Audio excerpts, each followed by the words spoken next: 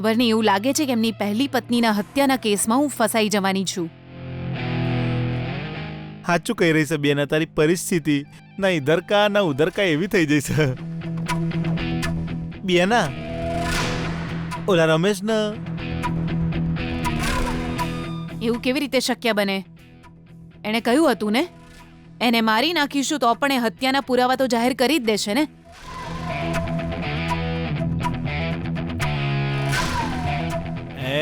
એ ચાલાક, તું એક નંબરની ચાલાક છે હો. કોઈ જોરદાર આઈડિયા તાર મગજમાં આવી ગયો હશે, પણ ભઈલો ચમ નવરો બેહી રહી એનું મગજ ખરાબ કરે એવું વિચારીને નાટક કરી રહી છે ને.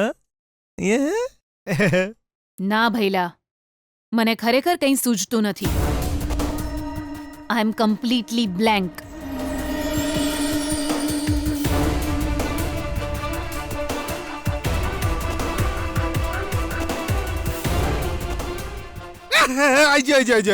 આઈ મારા મગજમાં આઈ ગયો બેના, એકદમ જોરદાર આઈડિયા. શું? જો બેના અત્યાર સુધીમાં તો ગીતા હાથે તારે જેટલી લડાઈ ચાલતી હતી એ બધામાં તારા પ્લાન પર પાણી ફરી વળ્યું છે, એટલે ટોપ ટીઆરપી પર અત્યારે છે ગીતાડી.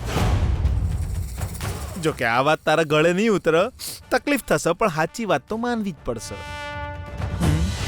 તું છુપાઈને બધાની બેન બજાવે એવી કિલર છે, તો ઓલી બધાને છાતી દેખાડીને સામનો કરે એવી સિંહણ છે, હે ને? ભૈલા, હું સિરિયસલી કહી રહી છું. હું તને એક થપ્પડ મારી દઈશ. તું મારી સામે ફરીથી એના ગુણગાન ગાય છે? ના એવું નહીં હો. જો તું મારી વાત જ્યાંથી હોંભળ, હું સીધો પોઈન્ટ પર આવું છું. આમ તો ગીતાડી હાથે તારા હારું બને છે, હે ને? બહુ જ આમાં છે. હમણાં તો તને કડા વિશે પૂછવા ફોન કરેલો, તો પછી મને લાગે છે કે ગીતાડી પાસે તું આ રમેશ માટે કોક સોલ્યુશન મોંગ ને એને પૂછવામાં શું જાય છે આપણું, હે?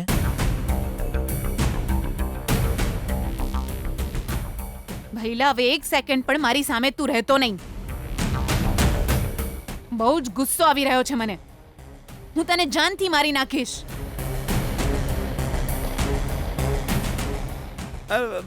પણ બેન, આઈડિયા મારો બહુ જોરદાર છે. એ તો સામાન્ય લોકોના મગજમાં આવે એવો નહીં. જો એકવાર શાંતિથી વિચાર માર બેના, કોમ તો લાગશે. કામ નહીં લાગે અને કંઈ થશે હા તો મિલ તારે. મારી લાઈફ સાવ નરક જેવી થઈ જશે. અરે ભૈલા, જે વિજયની પત્ની બનીને આ ઘરમાં આવવાની છે, હું એને નફરત કરું છું. મારી નાની નાની ભૂલો માટે મને પાઠ ભણાવ્યા કરે છે. એની પાસે જઈને આ હત્યા મેં કરી છે એમ કહું એને, અને આ રમેશના પ્રોબ્લેમનું સોલ્યુશન માંગુ એની પાસે. હું પણ તારા જેવા મૂર્ખ પાસે સોલ્યુશન માંગી રહી છું. લાગે છે મારી કબર હું જાતે ખોદી રહી છું. અરે તો બેન, હવે હું શું કરું, તું જ કે બોલ. ભૈલા, હવે તું ચૂપ થઈ જા. મારી પ્રોબ્લેમ હું જાતે સોલ્વ કરી લઈશ. હું એવું કરું? એ બેન આવું ના બોલે, મને બહુ દુઃખ થાય છે હો. હા, માનતી જ નહીં.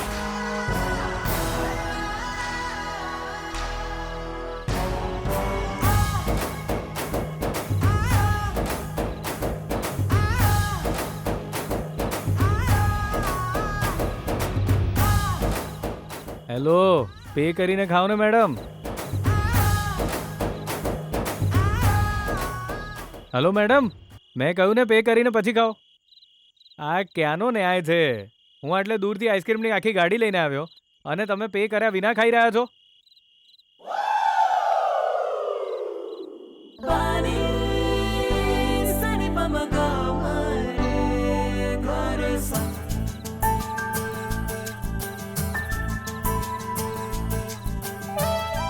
આપીશ.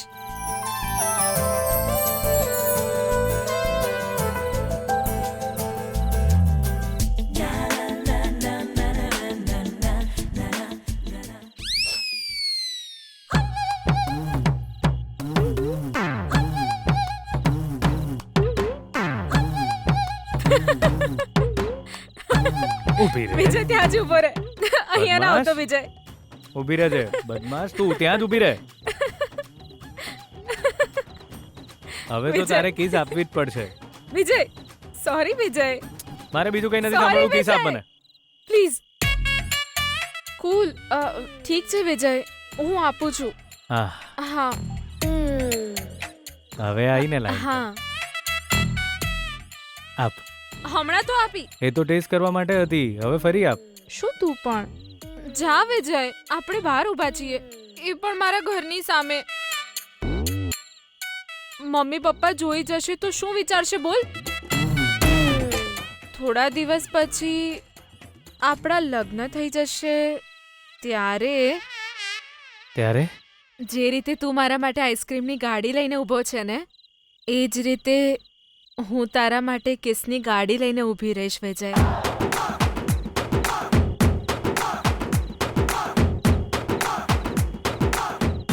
એ વખતે તું જેટલી માંગીશ એટલી કિસ તને આપીશ વિજય. અત્યારે અત્યારે એ તો હા વિજય, અહીંયા ઠીક છે. આ કર, અહીંયા અહીંયા અહીંયા. હા હા.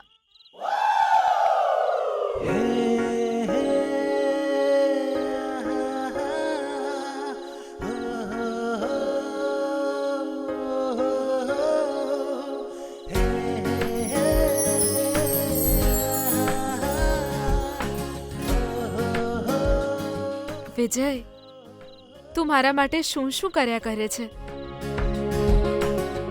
તારા પ્રેમની સામે મારો પ્રેમ કંઈ જ નથી.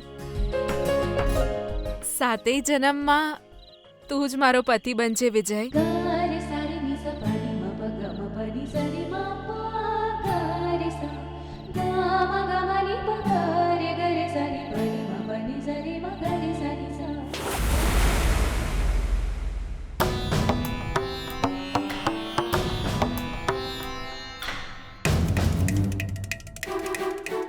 કદાચ એટલે જ પિતાજી એને આટલા છોકરાઓની તસવીર દેખાડી પણ એ માની નહીં. પેલો બિચારો આપણો શેરલોક હોમ્સ અનન્યા કોઈ છોકરાને પસંદ કરે છે એ આ જ છે એવું કહેવાનો પ્રયત્ન કરતો હતો. જુઓ કેટલી ચાલાક નીકળી. દાદાજીના ફોટા સાથે એ છોકરાનો ફોટો પણ પ્રિન્ટ કરાવ્યો છે. દક્ષા, ઘરમાં આટલું બધું ચાલી રહ્યું છે અને તને કંઈ જ ખબર નથી? જાનવી, એટલીસ્ટ તારે તો ધ્યાન રાખવું જ જોઈએ. અરે, અનન્યા કયા છોકરાને પસંદ કરે છે અમને કેવી રીતે ખબર પડે? અનન્યા જ્યારે તકલીફ હોય તો દાદી કાકા કાકી કહીને દોડતી આપણી પાસે આવતી અને બધું કહી દેતી, પણ આ વખતે એણે કંઈ કહ્યું જ નથી, તો અમને કેવી રીતે ખબર પડે? કદાચ અનન્યા આપણને ભલે કંઈ ન કહે, પણ સસરાજીથી કંઈ નથી છુપાવતી.